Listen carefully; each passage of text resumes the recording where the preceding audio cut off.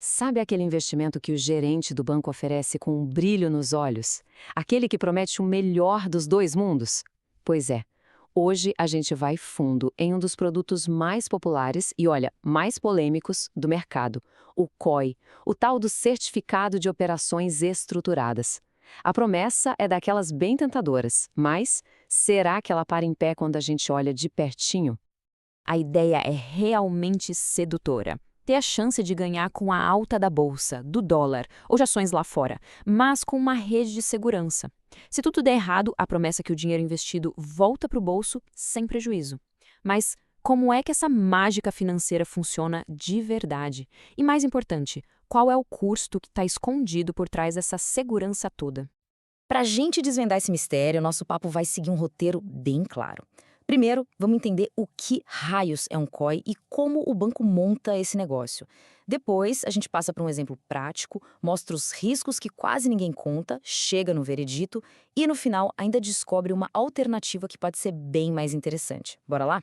Para começar, o jeito mais fácil de pensar num COI é como se ele fosse uma receita de bolo. Isso mesmo.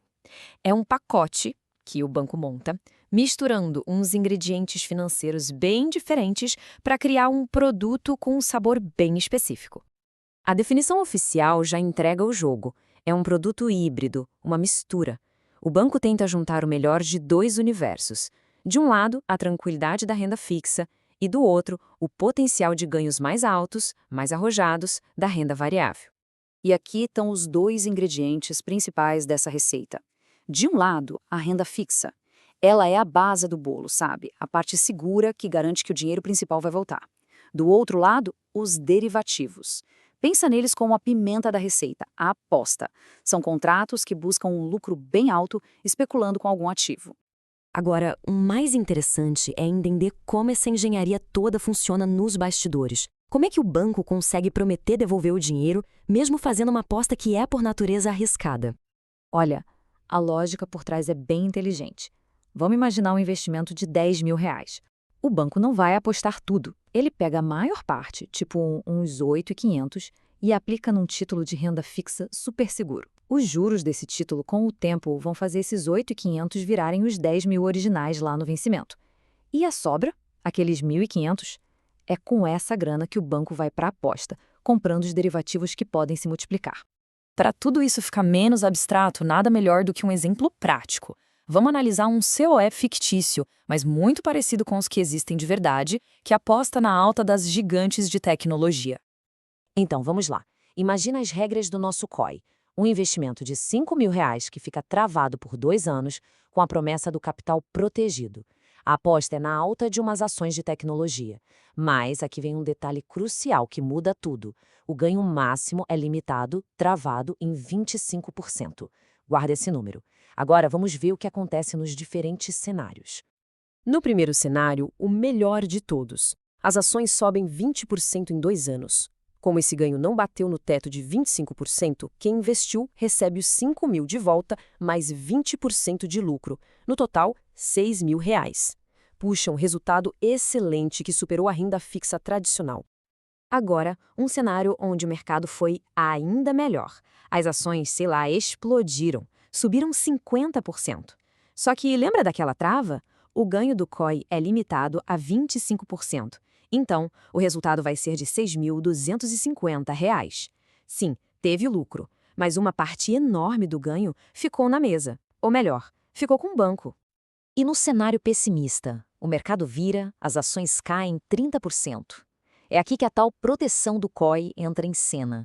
O valor inicial, os R$ 5.000, é devolvido integralmente. Nenhuma perda no extrato. Parece bom, né? Mas é aqui que mora o maior perigo oculto. O dinheiro voltou, ok, mas o tempo passou. Em 2 anos, com uma inflação de, digamos, 15%, aqueles R$ 5.000 já não compram as mesmas coisas que compravam antes.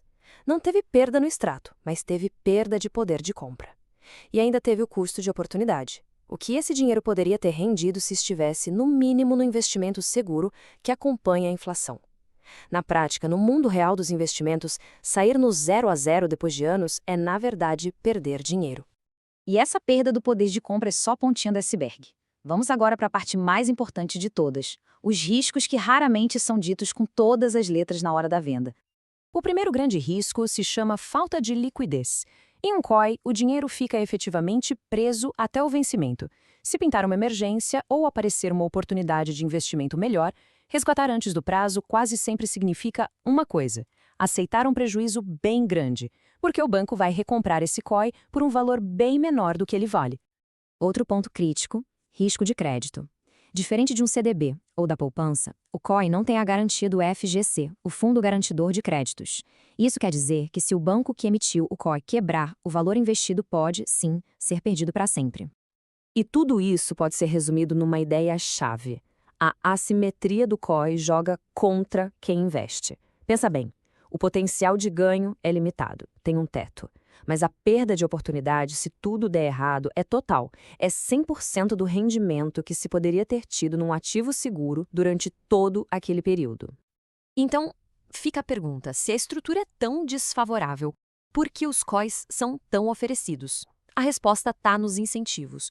O produto tem comissões altas, embutidas na sua estrutura, que remuneram muito bem o banco e quem distribui.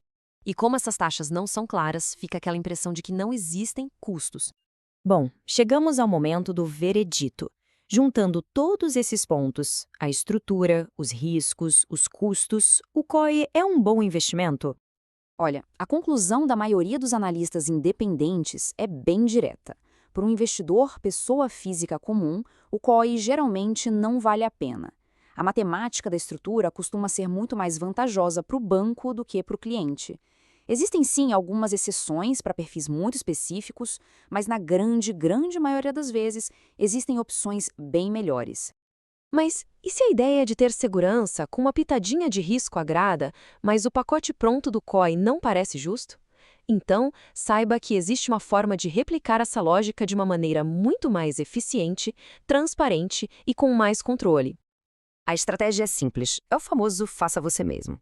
A ideia é alocar a maior parte do capital, uns 95%, num ativo bem seguro e com liquidez diária, como Tesouro Selic, e pegar uma fatia bem pequena, os 5% que sobram, para fazer aposta de alto risco, como comprar opções de ações, por exemplo. E as vantagens dessa abordagem são enormes.